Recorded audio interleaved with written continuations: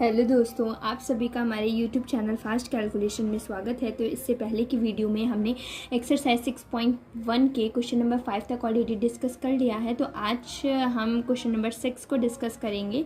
तो चलिए बिना किसी देरी के अपनी इस वीडियो को स्टार्ट करते हैं। क्वेश्चन नंबर 6 में दिया गया है, यदि एंगल XYZ इक्वल 64 डिग्री और XY को बिंदु P तक बढ़ाया गया है तो दी गई सूचना के अनुसार एक आकृति खींचनी है। तो पहले हम इतना काम कर लेते हैं कि जो जो हमें सूचनाएं मिलती जा रही हैं हम उनके हिसाब से अपनी आकृति को बना लेते हैं। तो क्या लिखा है कि एक XYZ है, यानी कि हमने आपको बताया था जो बीच में एंगल लिखा होता है वही उसी का मान दिया जाता है। तो XYZ यानी एंगल Y का मान दिया गया है 64 डिग्री। तो हम क्या करेंगे, कुछ इस प्रकार से XYZ बना लेंगे। मान लीजिए ये हमारा X हो गया, ये Y हो गया और ये Z हो गया, ये Y हो गया और ये Z हो गया। ये हमारा 64 डिग्री हो गया। फिर XY को बिंदु P तक बढ़ाइए। ये XY है, इसे हम क्या करेंगे, बढ़ाएंगे आगे। और कहाँ तक बढ़ाया जाता है, बिंदु P तक बढ़ाया जाता है। तो यहाँ पर एक पॉइंट मिल जाएगा हमें, बिंदु P। दी हुई सूचना से आकृति हमने ऐसी खींच दी है। यदि किरण YQ अब यानी कि ये Y से चलेगी Q की तरफ, जो कि एंगल ZYP को समद्विभाजित करती है। यानी ये जो एंगल ZYP है, ये वाला पूरा एंगल, तो ये Y से एक किरण जा रही है जो कि है YQ, और ये एंगल ZYP को क्या कर रही है, समद्विभाजित। समद्विभाजन का मतलब होता है कि दो बराबर भागों में बांट रही है। यानी जितना ये होगा, अगर इसका नाम 1 और इसका नाम 2 रखें तो जितना 1 का मान होगा उतना ही मान एंगल 2 का ही भी होगा। इसमें तो कोई दिक्कत नहीं, क्योंकि समद्विभाजन का मतलब होता है समान दो भागों में बांटना। ठीक है, इतनी बात समझ में आई। फिर क्या बोला जा रहा है, तो XYQ हमें क्या करना है, तो हमें क्या करना है, एंगल XYQ और प्रतिवर्ती QYP के मान को ज्ञात करना है। तो देखिए हमें सबसे पहले किसका मान चाहिए, XYQ, यानी कि ये वाले पूरे के पूरे एंगल का मान हमें चाहिए, है ना। इस वाले एंगल का मान चाहिए। तो कैसे निकाल सकते हैं, देखिए इसका तो मान हमें पता है, कितना दिया गया है, 64 दिया गया है।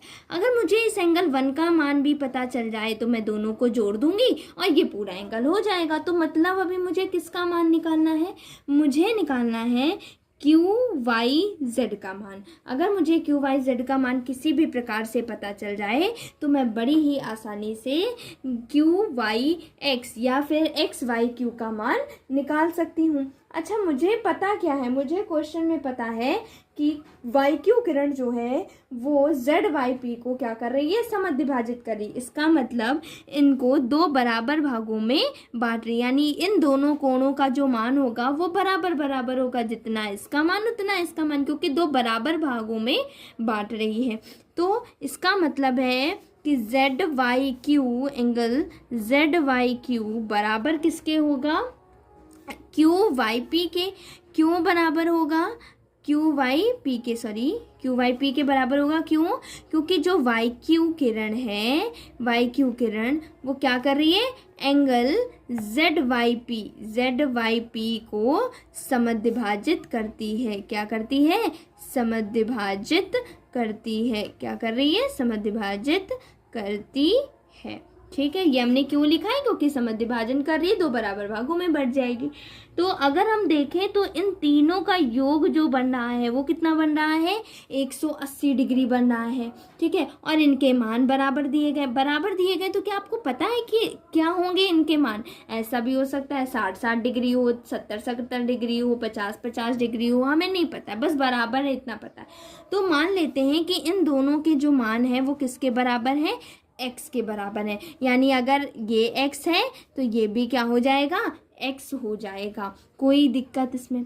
अब हम क्या करेंगे, हमने अभी देखा कि इन सभी का योग 180 डिग्री है।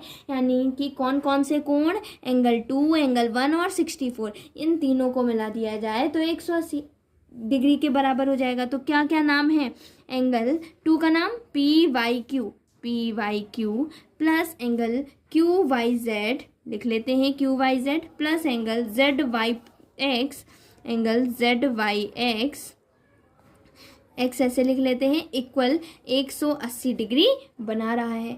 पी वाई क्यू का मान कितना है, एक्स दिया गया है। पी वाई क्यू क्या है, पी वाई क्यू या लिखो या क्यू वाई पी लिखो, बात एक ही है, एक्स दिया गया है।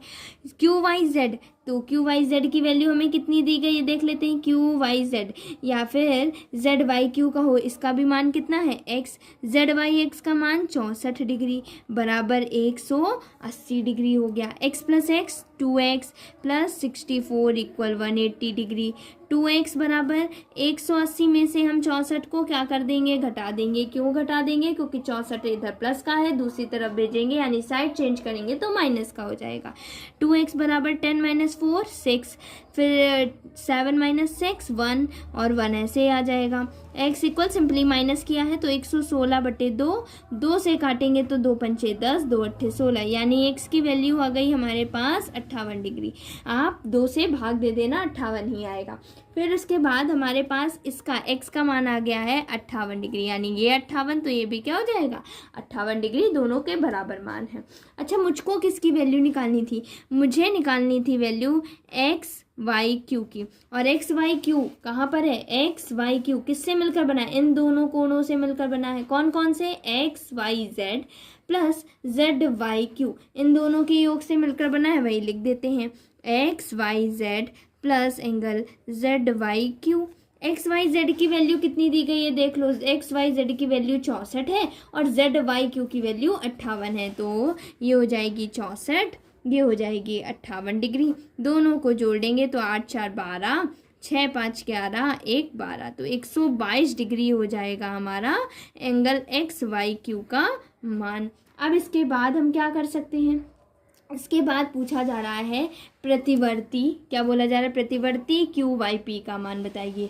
तो प्रतिवर्ती कोण जब भी हम निकालते हैं तो हम क्या कर देते हैं, प्रतिवर्ती एंगल क्यू वाई पी जब निकालते हैं तो हम 360 में से माइनस कर देते हैं क्यू वाई पी के मान को। तो 360 माइनस क्यू वाई पी का मान कितना दिया गया देख लीजिए, क्यू वाई पी का मान कितना है 58 डिग्री, एक्स के बराबर था तो एक्स का मान कितना है 58 डिग्री है। तो हम यहाँ पर लिख लेते हैं 58, 10 माइनस 8 2 हो जाएगा, इधर कितना हो जाएगा 5 माइनस 5 0, 302 डिग्री। ये हमारे प्रतिवर्ती क्यू वाई पी का मान आ जाएगा। जब भी आपको प्रतिवर्ती कोण निकालना हो तो 360 में से उस एंगल को माइनस कर दो, आपका प्रतिवर्ती निकल आएगा। तो आशा करती हूँ कि आपको क्वेश्चन नंबर 6 आसानी से समझ में आ गया होगा। फिर भी आपको इससे रिलेटेड कोई भी डाउट है तो आप हमसे कमेंट सेक्शन में अपने डाउट को पूछ सकते हैं। अगर आपको ये वीडियो हेल्पफुल लगा हो तो हमारे चैनल फास्ट कैलकुलेशन को लाइक करें, शेयर करें और सब्सक्राइब करें ताकि आगे आने वाले सारे नोटिफिकेशन सबसे पहले आप तक पहुंच सके। Thank you for watching this video.